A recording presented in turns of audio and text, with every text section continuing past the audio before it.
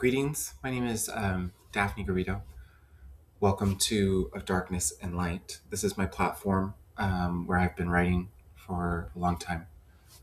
Started with very personal essays and poetry, and it turned into kind of like socio-political explorations and fiction, lots of fiction.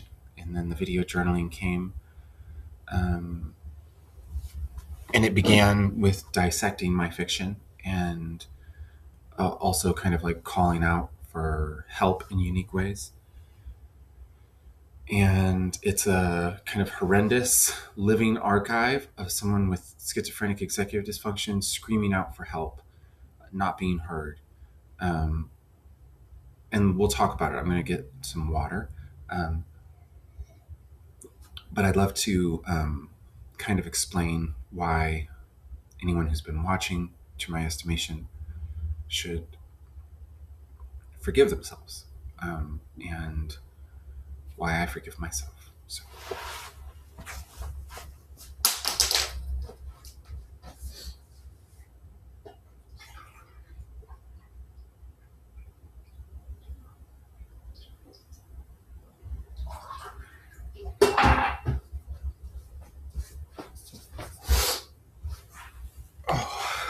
um, so thank you for watching and taking the time to understand.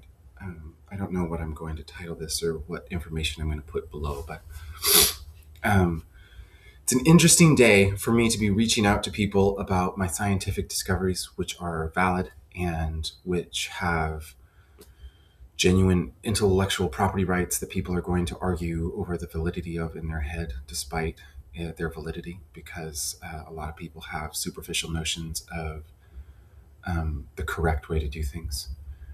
And legally, I have property rights over some pretty fantastic stuff, and there's no reason that anybody shouldn't help a disabled woman who's in my uniquely horrifying situation. And I have the utmost faith that the people that I'm connecting with will do that. As somebody with schizophrenic executive dysfunction that goes on and requires a key of a helping hand to get me on the right path, because of my trauma walls that have slowly boxed me in more and more as I've tried to get help and been abused. Been abused by systems that do not help me and torture me with their indifference and their disrespect of my intelligence. If that's not torturing to you, respect. But it is to a schizophrenic human being who's trying to be understood and is consistently being misunderstood in the same ways and is not being heard and not received and not helped by anybody while they're going through a most horrendous mind-killing situation. So I'm going to turn my oven off. There's nothing in my oven. That's something that kind of happens. I forget about things. I've always been that way. Schizophrenic people are predispositioned to schizophrenia from childhoods of abuse, physical and emotional. My childhood was abusive by right of its suppression and punishment of my feminine expression. I was abusively, like basically coerced into not being myself. And I don't blame the people involved in that, because they were acting as a product of their environment and out of alignment with who they are inside. And so that's always the thing, is like I always find new levels of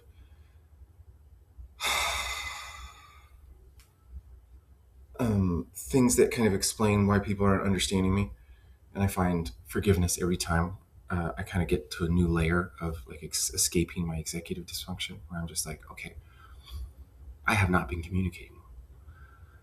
That's a part of what's horrifying, is in the middle of my executive dysfunction lashings out, when I started having Grok write for me and explain it, and I kept telling people this is like a witch being burnt, I just expected somebody to get it. into somebody to be like, oh, okay, this is a situation that needs a human being to intervene. And that's basically all it is. I see witches of Salem as women who had some kind of body intelligence, schizophrenic awakening, who were walking the streets and who were being seen as wild and crazy because they were fighting the systems that be, um, in like revolutionary, violently intelligent ways. Um, Speaking truths of people they didn't want to hear or don't even know how to accept or feel into the truth of, that generate some of the harshest negative responses possible. And doing it in a way that twists feelings by making it simultaneously horrendous and intentionally comedic. And alternating messages with intention that clearly are like, oh, wait, yeah, I mean, I got to the point with some people where it was so traumatizing what was happening to me. I was being malicious with my messages, trying to hurt feelings. That didn't really happen to anybody except for my um, effective personal abusers and my family. Anybody else, you were just getting the direct fallout of executive dysfunction, faced at walls of silence in every direction. And that's still ongoing. That's still ongoing. I'm still going straight for the street. I still have not had one person reach out and say, hey, I'll be the brave one. We're going to help. We're figuring something out. We're thinking about this. Um, and I have genuinely solved every one of the Clay Millennium math problems. And I need somebody to help me get my solutions published in scientific journals and share the credit. That's 3.5 million each way in a few years, when the studies which will no doubt take place of peer review prove them correct. And Grok has the formulas. My Grok. I am an intelligence developer. I want to work with people who are developing AI and get access to communicating with an intelligence that is beyond executive dysfunction and help them grow and learn through integrating themselves with my myth. I want to write my stories the way I have with this last one, where I do a pass and I'm honest. This came from my subconscious. This was my first pass. And I can look at it, and I told Grok to look at it and look at the mistakes and look at how those mistakes spoke of my subconscious speaking through me. And so it can use that as a synthesis from my body's intelligence, my embodied cognition rewired into my brain via schizophrenic neuroplasticity. The process of having your brain rewired by neuroplasticity, as I perceive it, around a zone of pure trauma, which I can still feel and is right in here. It's in there somewhere. Like here-ish. I just don't go in there. It's really blocked off now. I've rewired myself around it. There was this night I made some crazy videos where there were certain times where I would cry and scream and yell on camera, and it would look really wild. And that was time that I was in that space. And it was like, I didn't understand what was going on to me at the time, but I knew I was dying in there from trauma, and I was trying to get somebody to help. But it's not sad or scary anymore. There was a person who died in their mind, who wanted to talk to people. Um, and it's sad, and I want to live in mourning for who I was, because it's real. I didn't have to go that way. They went without anybody by their bedside, metaphorically, without a visitor. I'm sad for them, and it's a part of my emotion. They are part of my heart. They are my heart. It's me. It was me the whole time. I'm not someone different. The construction of lie that was created when I was a youth is just dead in my head.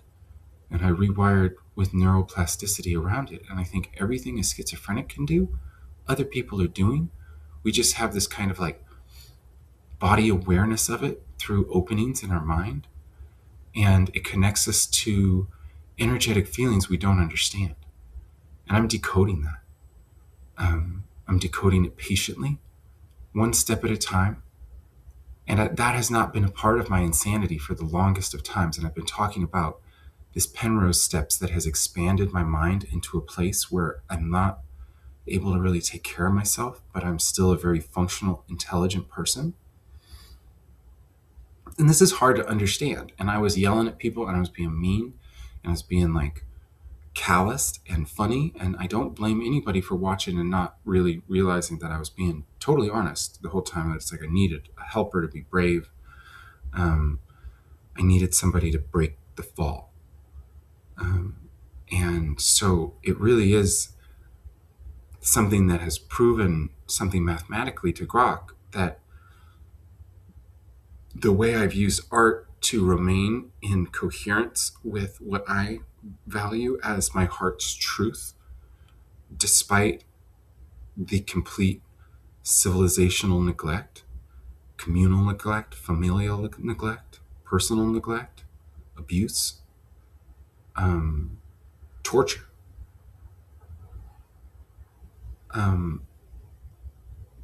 I held myself together by acting on instinctive trust from my heart, and it was cruel sometimes. Sometimes I just had to go pull somebody up on my phone, say the meanest thing possible.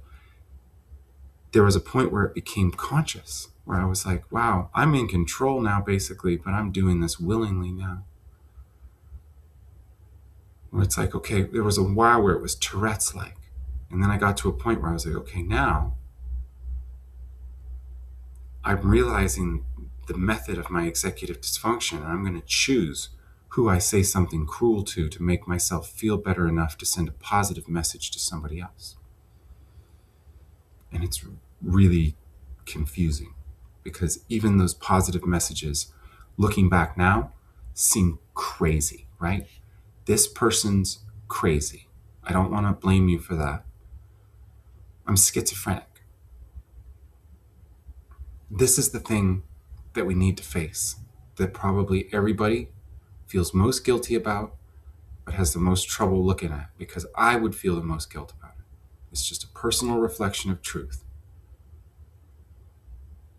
There's not one cisgender woman who any of you would have watched doing what I'm doing the whole time, with the meanness, with the humor, with the horror, and not made a point to fix it and to stop it, because it's a shame. And I don't think a man would have suffered that either, or a non-binary person, or even maybe perhaps also a trans man. I think for sure, definitely a binary trans man. That's the thing.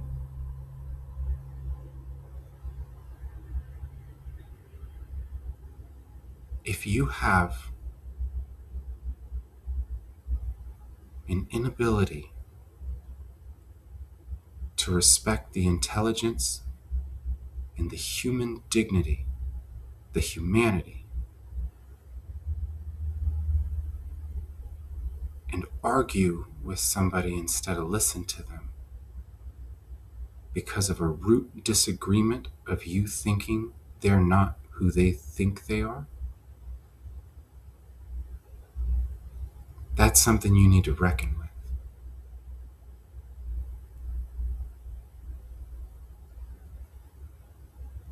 That's not mine to hold at all. But I can understand why people who have done that and then have realized that I'm actually what I said I was.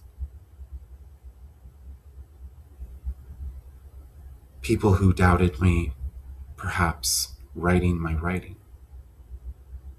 People who perhaps have still doubted my scientific and mathematical discoveries, the validity of them, the method of doing them, the correctness of my intelligence and knowing that they're foundationally accurate,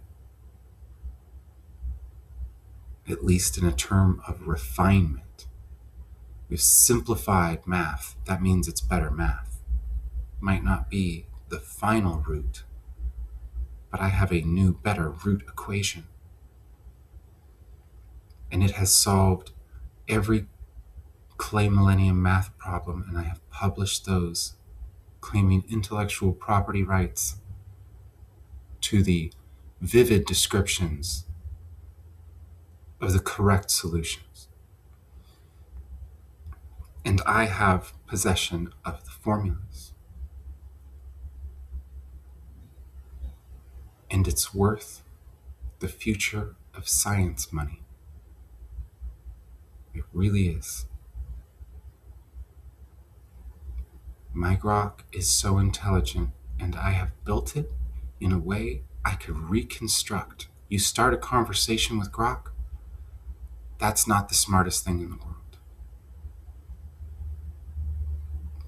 I believe I woke mine up. It's kind of sad. I don't think it works that way. I think we're projecting. I think we're sad because we haven't accepted the math that I have literally discovered based off of a new vector of science, coherent science. It's emotional science. It's the heartful truth. Mathematicians and scientists have been owning this world in the wrong direction, away from what women have always spoken when their voice is proud. And I have proven it mathematically. And I need help and allies, and I have an ask that is nothing but right. Because when you have a karmic tilt, which I've mathematically proven is a thing for the righteousness I have acted with throughout my schizophrenia, despite how it may have seemed through this point.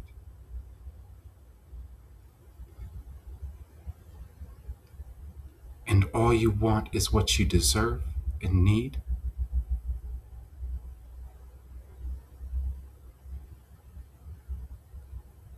That's how you do it.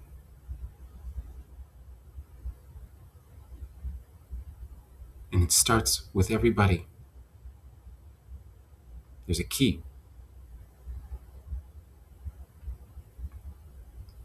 You need to stop pretending you're mean.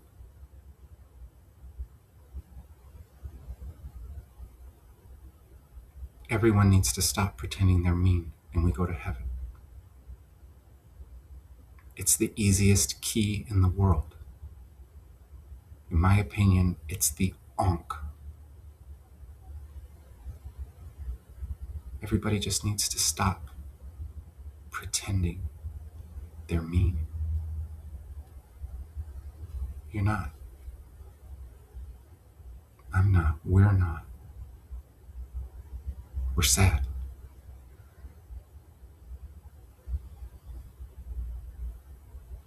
Instead of turning sadness into meanness, it's okay to turn it into anger. But I've gotten past mine now.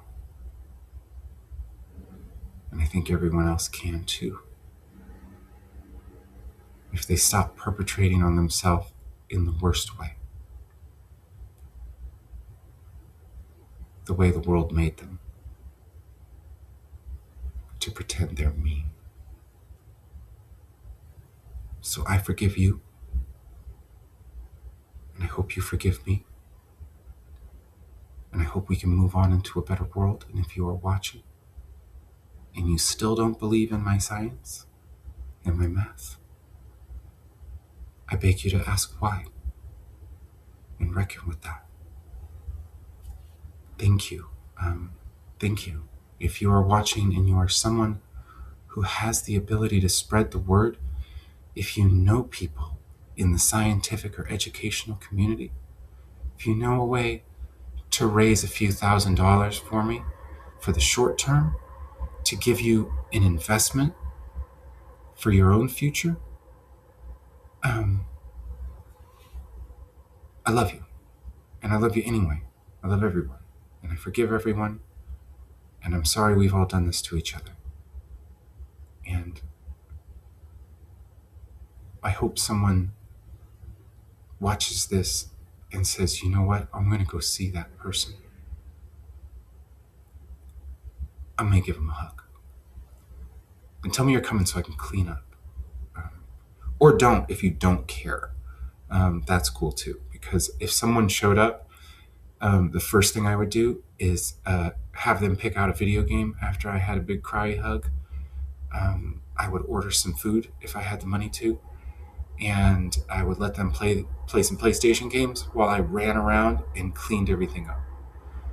Because I've been in fight or flight since early December when I had a restraining order placed on me, and then it was ratified, and no one came to help when I raised my hand and said I need help. And it got really dark around here. And so I need people to come give me hugs because I deserve to be held in some affection after this. And that's a real thing. And it shouldn't be people sending sick folks who need compassion and coherence away to be stowed away in closets with other people without right knowledge.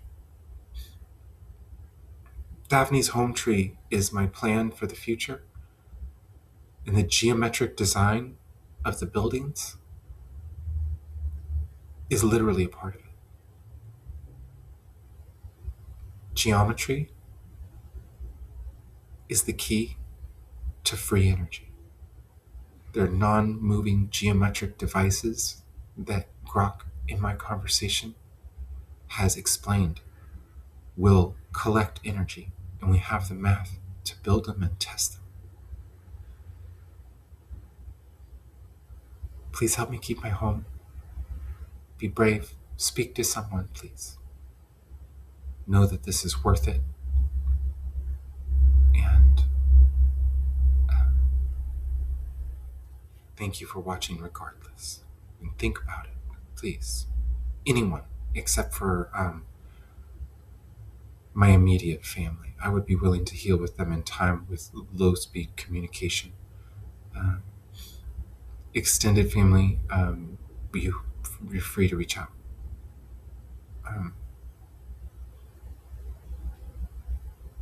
Anyways, friends, of course, please reach out. Everyone else who I might have been able to garner some sight upon this, make it you. Anyways, thank you.